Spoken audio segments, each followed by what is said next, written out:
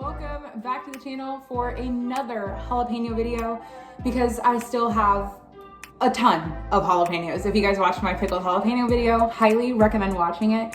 Oh my God, they were so delicious. Anyway, we are gonna make jalapeno powder. It is very similar to making like your own chili powder, except chili powder is a mixture of all different types of chilies, whatever happens to be in season. That's why whenever you buy two different brands, they taste different. Some are spicy, some are sweet.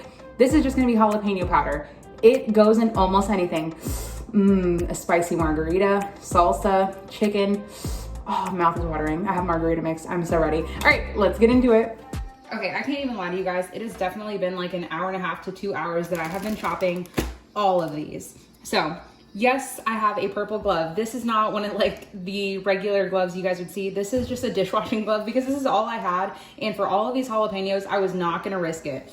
I am gonna save all of the seeds and the stems just because I plan on just drying it out for a couple of days and just tossing it outside and seeing what grows because I have thrown thousands of seeds outside.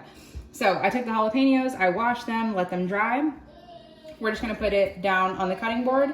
I'm gonna chop off the stem. The stem isn't gonna grow and really do anything, but just to kind of like remind me what I have outside, just gonna toss it in there. Now, I'm just gonna slice it in half. It is up to you for this powder how spicy you want it to be. Obviously, jalapenos have heat, but the majority of the heat in a jalapeno lives in the seeds and the ribs. The rib is just like this white pith in the inside.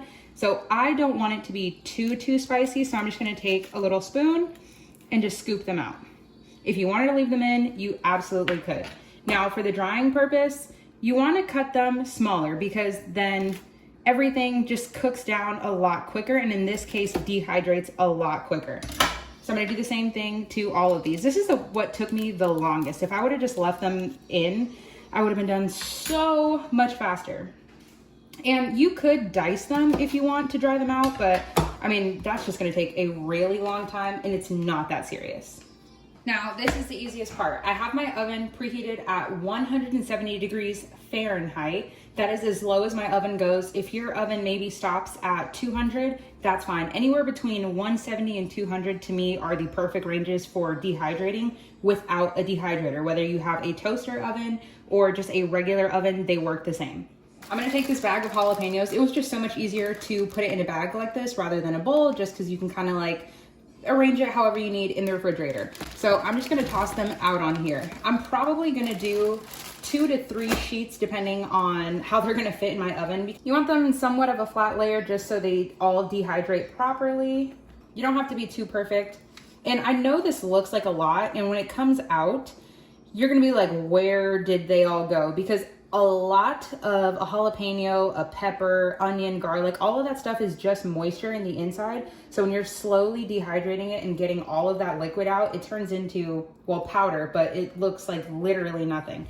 Okay, this looks pretty good. You can see they're still kind of like overlapping each other, but like I said, it doesn't have to be too perfect. Then we can throw this in our oven. These are gonna take a while. Now, depending on the size that you cut them and whether you left the seeds and the ribs in them, you want everything to properly dry.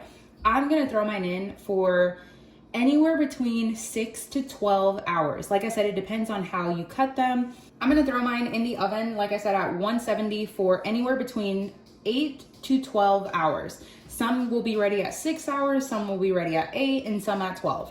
We're just gonna go for it and we'll check back. After 10 hours, this is what you are left with. Literally just like super snappy pieces of dried jalapeno. You would almost never know that this was a jalapeno. They are not burnt, they are not blackened. They are just super dehydrated, like literally paper. All right, now I'm gonna transfer these to the blender and we'll go from there.